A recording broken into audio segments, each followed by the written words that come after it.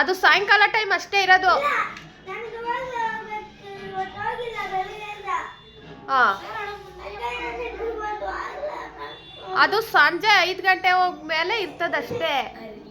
ನನ್ನ ಮಗ ಕರಾಟೆಗೆ ಹೋಗ್ಬೇಕಂತ 3 ದಿವಸದಿಂದ ಹುಚ್ಚಿಡ್ಸ್ಕೊಬಿಟ್ಟವನೆ.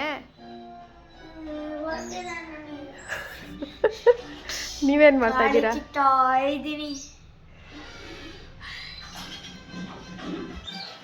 ಹೊಸ ಥರ ವಿಡಿಯೋ ಶೂಟ್ ಮಾಡೋದು ಕಲ್ತ್ಕೊತಾ ನಾನು ಎಲ್ಲ ಥರ. ಓನ್ಲಿ ಬ್ಯಾಕ್ ಕ್ಯಾಮ್ರಾಯಿಂದನೇ ವಿಡಿಯೋ ಮಾಡೋ ಥರ ಕಲಿಬೇಕು ಅಂತ ವಿಡಿಯೋ ಫಸ್ಟ್ ಮಾಡ್ತಾ ಇದ್ದೀನಿ. ಇದು ನೋಡೋಣ. ಗುಡ್ಡು ಏನಮ್ಮ ಊಟ ಮಾಡಲ್ವಾ? ಇನ್ಯಾವತ್ತೂ ಊಟ ಮಾಡಲ್ವಾ? ಇನ್ಯಾವತ್ತೂ ಊಟ ಮಾಡಲ್ವಂತೆ ಇವನಬ್ಬ. ಹೂ ಅಂತಾನೆ. ಅದು ಅಂದ್ಬಿಟ್ರೆ ನೇನು ಹೇಳ್ಬೇಡ ನೀನು. ಹೋಮ್ವರ್ಕ್ ಯಾಕೆ ಮಾಡಿಲ್ಲ? ಆಗಲಿಲ್ಲ. ಅಯ್ಯೋ ಹೌದಾ? ಇಸ್ಕು ಬೇಗ ಬೇಗ. ಇಷ್ಟೇನ ಇಸ್ಕಿತು? ಅವಾಗಲೇ ಒಂದು ಮುಡಿ ತಗೊಂಡೋಗ್ಲಿಲ್ವ ನೀನು? ಮುಡಿ ಅಂತೆ, ಇಡಿ ಮುಡಿನ ಇಡಿ ಅಂತೆ. ಊಟ ಮಗ್ನೆ, ನಿಂಗೆ ಇಷ್ಟವಾದ ಅಡುಗೆ ಮಾಡಿದೀನಿ, ನಡಿ ತಿನ್ನು. ರಜತಾ ಟಿವಿ ಒಳಕ್ಕೆ ಹೋಗ್ಬಿಟ್ಟವನೆ. ಅಮ್ಮ ನೀನ್ ಹೆಂಗ್ ಬಂದಿತ್ ನೆನ್ನೆ ಸ್ಕೂಲಿಂದ?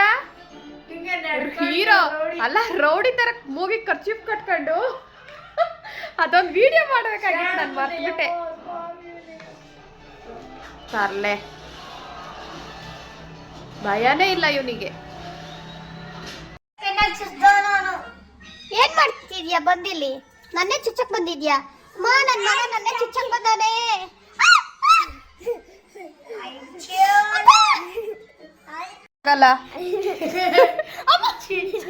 ಬರತ್ತ ಟಿವಿ ಚೇಂಜ್ ಮಾಡೋ.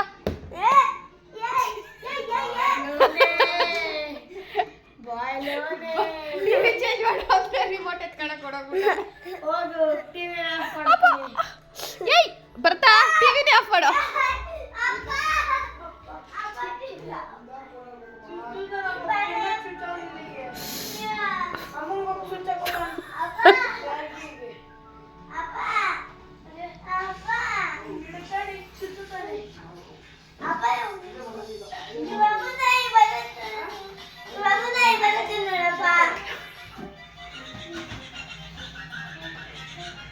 ಅಷ್ಟೇ, ಆಗ್ಲೇ ಟಿವಿ ಒಳಗೆ ಹೋಗ್ಬಿಟ್ಟ.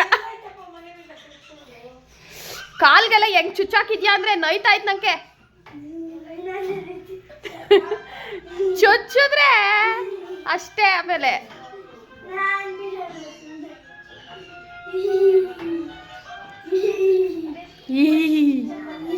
ಮರ್ನೆ ಕರಾಟೆ ಹೆಂಗ್ ಆಡೋದ್ ನೀನು? ಕರಾಟೆ ಹೆಂಗ್ ಆಡ್ತೀಯಾ?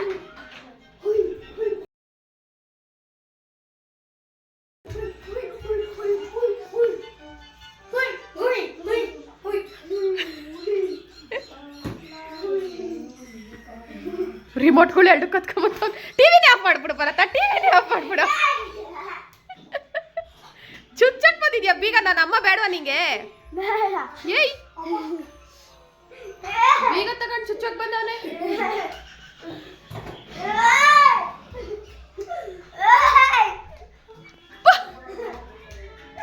ಬರತ್ತಾ